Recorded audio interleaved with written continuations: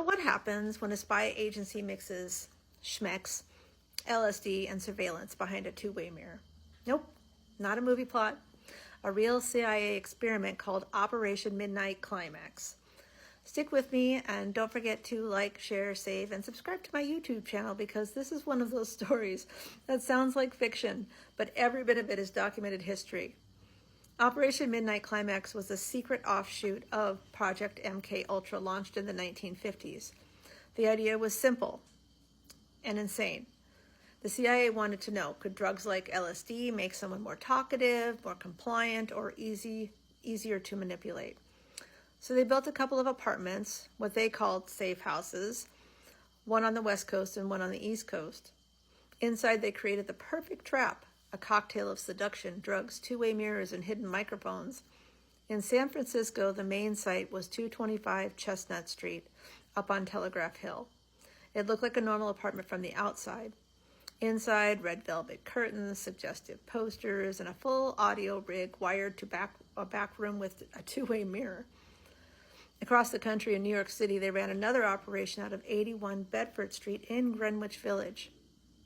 Both places were rented by a man named George Hunter White, who used the alias Morgan Hall.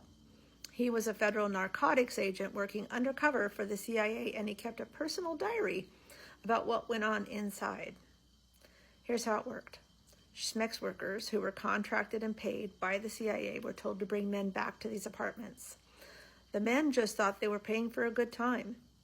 What they didn't know is that their drinks were spiked with LSD or other experimental drugs.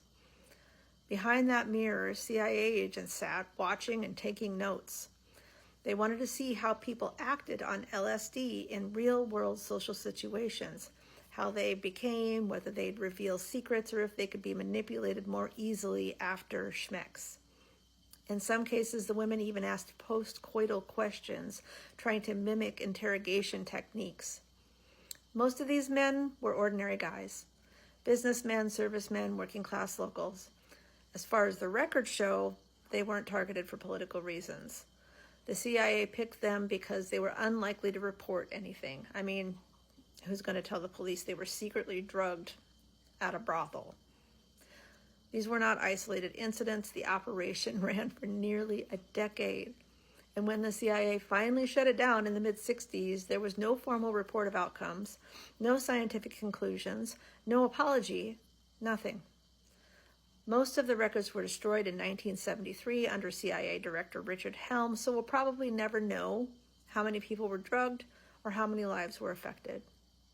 What we do know is that this wasn't a rogue fantasy. It was officially sanctioned behavioral research carried out on U.S. citizens, once again, without their consent. These addresses are confirmed. 225 Chestnut Street in San Francisco, 81 Bedford Street in New York City. Real addresses, real people, real LSD, and a reminder that the line between research and violation disappears fast when accountability hides behind secrecy.